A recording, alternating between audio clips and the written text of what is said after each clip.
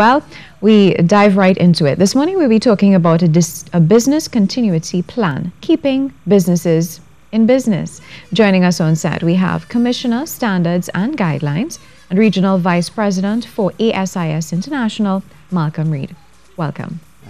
Good morning. Thank you. So we're talking about business continuity plans. And before we move forward, could you provide us with some information on your company? My company, well, I'm the Regional Vice President and Commissioner for ASIS International. That's the largest global security management organization. I'm also the Managing Director of Bryson LLC. We are risk, crisis and security consultants based in Alexandria, Virginia, in the U.S. Wow. So what exactly do you all do? We assist companies in keeping themselves safe and keeping them in business. So risk management is to the heart of what we do. Right. Risk management consulting, and we do certification training for business continuity. We are the sole licensed training partner for the Business Continuity Institute here in the Caribbean region, and as well as 1 out of 2 in the U.S. How successful has your business been in Trinidad and Tobago? In Trinidad and Tobago, it's a growing market because business continuity is quite new to a lot of organizations. There's a regulatory drive towards companies having a business continuity plan. So the financial services sector is a main driver in that, I guess through the central bank and whatnot. Banks and energy companies as well. I remember the BP disaster some time ago. Business continuity has shot to the forefront because of that. So Trinidad and Tobago lags a bit in terms of the international drive towards being all companies having a business continuity plan. But I'm seeing that we're heading that way, Trinidad and Tobago heading that way, and but we're just a little bit behind. Yeah. So there's a sort of a lag behind. And last year's disasters would have been a direct input into that system where companies are saying, where is our business continuity plan? Did we have one? So it's something that we are looking to definitely, because even with this hurricane season that is approaching. But before we move further, how would you define a business continuity plan? Well, to make it I'll go with the least technical terms. So in business continuity, it strikes to the heart of building resiliency within organizations. That key term, resilience. How do you make an organization more resilient? It's part of looking at processes, and it's much more than. Let me give you an example. Most people think of business continuity as disaster recovery, IT systems being backed up in the cloud, or we have our tapes backed up. It's much more than that. It's actually human systems. You have human assets, you have information assets, you have financial assets. It's how do you keep your business up and running? How fast do you get back up in the event of a disruption and or a disaster? Okay. And what sort of businesses do you target? All businesses, and to be honest with you, I have a strong focus in the financial services market because it is required. It's a regulatory requirement, especially in the U.S., where the FFEIC companies are required to have a business continuity plan. It's in their law. It's in the law. Trinidad will get to that point soon, where it's going to be part of the law, where we're going to have to. It's given. It's a given. Whether we know it or not, it has to be that way, because the intensity and frequency of disasters are increasing year to year. What is expected this year? This year we expect a much more active hurricane season. We expect, I believe, 14 storms, of which 7 will become a hurricane, and 3 will become level 3, 4, or 5 hurricane. 3 of those storms, and that's a significant amount. It's 2 more per year, I guess, than the average over the last 10 years. So we expect a much more active hurricane season. And just to add to that, in the U.S. alone, they lost $306 billion US dollars because of hurricanes and related types of natural disasters. That's a tremendous amount of money just in the U.S. alone. We're not taking into account, obviously, the Caribbean losses, other places in the world that experience all types of disasters.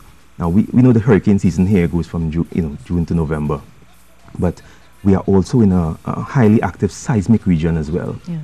And an earthquake can happen at any time. So an earthquake can happen, hurricanes can happen, there can be other disasters, landslides, and flooding is a key issue here, obviously, with the infrastructure in Trinidad and Tobago. And of course, cyber threats as well. Those are key things. So it's not just natural disasters, there are also man-made types of disasters that can occur. How do you go about developing a business continuity plan? Well, the business continuity plan is a process by which you're bringing someone to your organization to take a look at it, doing a business impact assessment. That's very key and critical to that. Assessing your business, looking at your priorities, and then looking at what resources are we going to use to bring back up our critical functions. a risk assessment is also a key part of that. And then, of course, writing and updating your plans on a regular basis, And in how a nutshell. effective has it been? It has been very effective. Let me give you a statistic from FEMA. This is from FEMA in the United States. 40% of all small businesses never recover after disaster. They never get back into business. Why? Because they're not prepared. Most companies believe that a business continuity plan is too expensive. It's something that, I don't have time for that. I'm focused on my business, not knowing that when a disaster occurs, you're not ready. Or I back up stuff in the cloud. That's not good enough. That's not proper business continuity planning. In the US, they assist companies, they want companies, even very small businesses, even a mom and pop, as they call it, operation, to have a business continuity plan. It's essential for their business to continue in the event of any type of disruption. How costly is it? It varies. It does vary because of the size of the organization. But for small and medium enterprise, it would be scaled towards their particular market and operation. So it's not something that's tremendously expensive. It's in alignment with the cost of, let's say, a security risk assessment and similar type of assessments that you do for companies. Based on the recommendations that you would make after assessing a company, would it be expensive to implement? I think that if you have the right expertise and you're bringing groups of companies through various business groups, and you can get a price point that's much more feasible for a small business. But because everyone wants to see small businesses are the lifeblood of the economy, so we want to see small businesses succeed.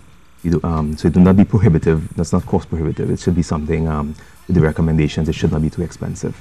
Big companies, they pay a lot of money for business continuity plans, but small businesses are a key market that has been left out, and there should be a focus on business continuity for them as well. Now, business continuity plans have a lot to do with cybersecurity, as you touched on a little bit earlier. Could you explain a little bit more on the relation? Yes, I will. Now, and for that, I'll just go slightly technical in this instance. The three major components of security, especially from the cybersecurity perspective: confidentiality, integrity, availability. It's called the CIA triad. And confidentiality, it speaks to what it is, and integrity. Availability, which is one of the components of this triad, is where business continuity sits. So cybersecurity is composed of this triad, and one part of this triangle or triad is like the fire triangle. It's very similar. One part of it, availability of systems, availability of people, availability of your processes, availability of your business, products and services. That's key. That's where business continuity sits, at that major component of that cybersecurity triangle. Okay. And let's say, for instance, we're talking about the downturn in the economy. Yes. A lot of businesses are closing down. Yes. What sort of recommendations can you make, or how would you approach a situation like that? Well, in a situation like that, I would think that businesses would need, as I mentioned before, need to come together in a sort of in groups where they can all have shared learnings with each other. Not that you're sharing your trade secrets or anything like that, but shared learnings mean that I've seen some areas in Trinidad and Tobago that experience a lot of flooding, and that is it's going to happen year on. There's some areas that, especially in the west, that because of the reclaimed land, in the event of a major earthquake, it behaves in a certain way that would cause mass destruction. I'm just talking about two particular types of disasters. Cyber threats. Trinidad and Tobago companies can experience that at any point in time. So you have to, once we understand that, companies can come together and say, listen, we have, like, I would say business groups like maybe the Rotary Club, there are other chambers and stuff like that, that could assist their membership to bring in an expert to help with workshops. For example, my company offers a 2-day training program, Introduction to Business Continuity, that is geared specifically towards the small and medium enterprise. And we have a certification program that we have people here in Trinidad and Tobago and in the US who have taken our program, and they are certified in business continuity. So they have gained expertise in this particular field, as opposed to the introduction gives you enough information you need to put together a plan for your company. And let me add to that, most companies, when they're tendering, they're required to have one. So when you're doing a tender in Trinidad and Tobago, I know that for a fact, that you're asked to have especially if you're doing it international companies, your suppliers should have a business continuity plan. So if I'm providing, let's just say, I have something that's feeding into, I'm producing widgets, and the widgets in my company are required for me to do what I do. But the producer of that widget is a small company somewhere based in let's say, Toko. And something happens there and shuts down that company. That would not, then my company cannot produce what it needs to produce because it's missing that essential component. So therefore, companies who do business with other companies, with smaller entities or whatever, they're requiring them to now have a business continuity plan, and it's already here. So companies in Trinidad and Tobago, when they're tendering, they have to have one. Okay. Even small ones. For a business continuity plan, is there a set template or strategy that you use? Well, that's a very interesting question. I'm glad you asked that because, to be honest with you, a lot of people think that you can just go on Google a plan and download and replace Acme Industries with your company. That is a foolhardy approach. It doesn't work like that. The analogy there is like, you're not feeling well and you ask your neighbor what pills do they take, and you take their pills, not knowing what your condition. So it's very much based on each company. So there's general guidelines that they give you for small businesses, and for really small businesses, you can just probably go with a general guideline.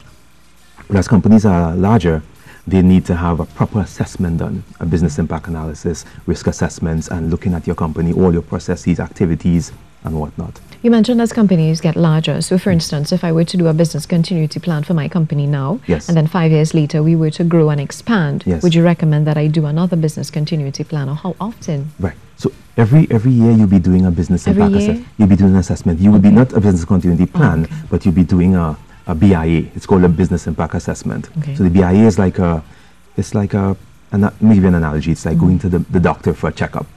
It's essentially, that's what it is.